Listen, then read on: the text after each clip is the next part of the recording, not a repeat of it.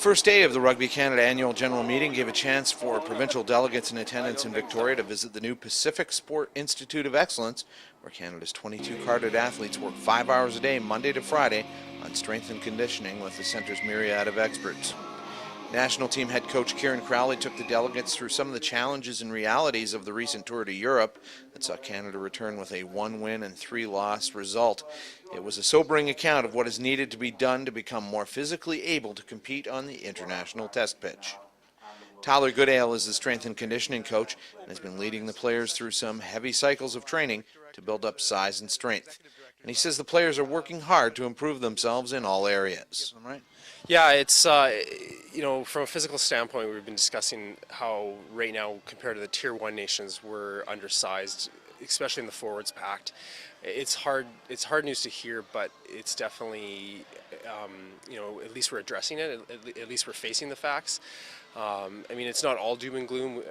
We feel still very confident with respect to our physical presence against Tier 2 nations. It's just now that we want to make that leap, up to offering the Tier 1 nations some serious competition. That's what we need to look at. You spent some time in Wales with the high development programs there, and are you able to morph a lot of what they're doing and start implementing that?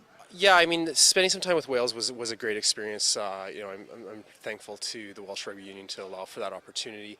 It's not so much morphing it. I guess it's seeing what they're doing with the funding that they have, and what is beneficial for us to take from that, and what we can apply. And then what we actually don't need. The one thing that I always say is that some of these other countries with a lot of money, they throw a lot of money around, and they don't necessarily always do as much as they can with that money. In Canada, we end up being very efficient with the money because we don't have that much. The other benefit, of the Welsh trip was to give us confidence in what we're doing here with our high performance program based here in Victoria. And you're touching on the fact that a lot of these guys are coming from environments where they work out 2-3 days a week. Now they're 5 days a week, 5 hours a day. It's quite a different work ethic. Was there a little bit of a struggle at first, and now the boys are slotted in? One thing I'll say about Canadian athletes, there's never an issue with work ethic. I feel we have some of the hardest working athletes out there. It's more just an adjustment than it is getting them to buy into the work ethic.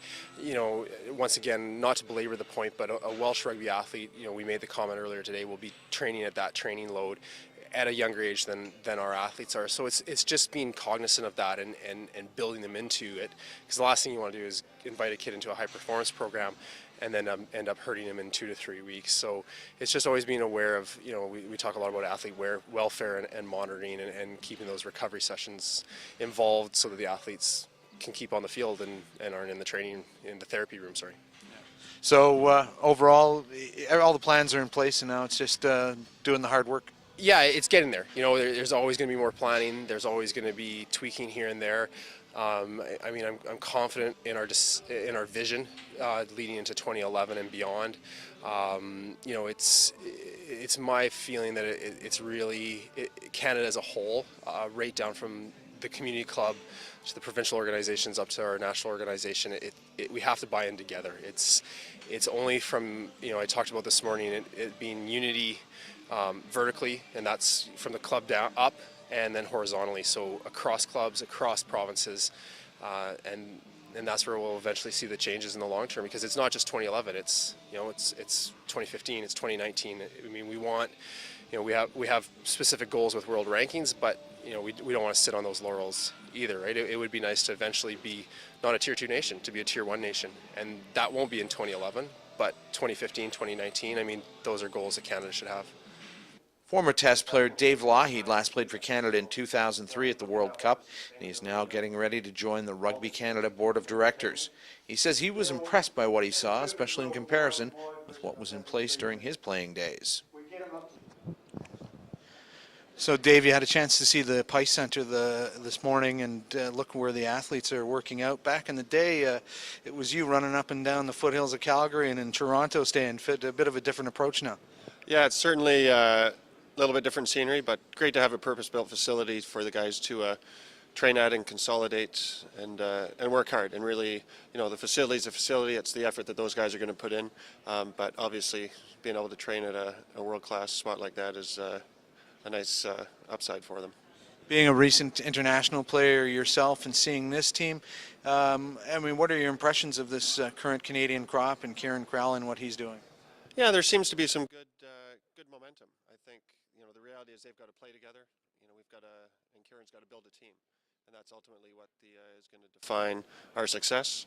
They can work hard individually, get fit, but it's really can they put it together as a team, and that just comes from sticking together and playing together through the tough games and getting some wins under their belt.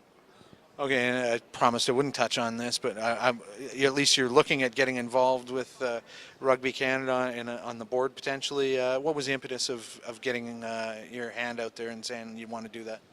Yeah, I think just I've been out of the game for a few years now and always kept a foot in, but I think it's a great opportunity right now in terms of where things are at with what Graham's been doing, with the people that are on the board, and with the changes that are coming through Rugby Canada and through the IRB to do some really good things.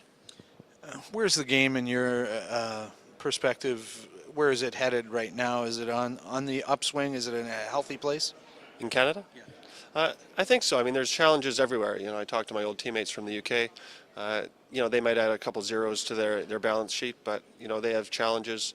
We've got challenges, and it's really about coming together, having all the provinces work together, and if we can get a defined vision where we want to take the team at a higher level and have the provinces support that, I think we can do some good things and achieve our goal. Right now, I think Kieran was saying, they want to be top 12 in the world, consistently. And so that's the first benchmark, and I think if things come together, it's certainly achievable. All right, well, good luck and welcome back into the fold. Great, thanks, Doug.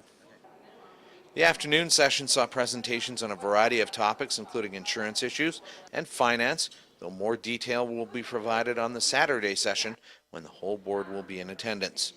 In Victoria, Doug Cross reporting.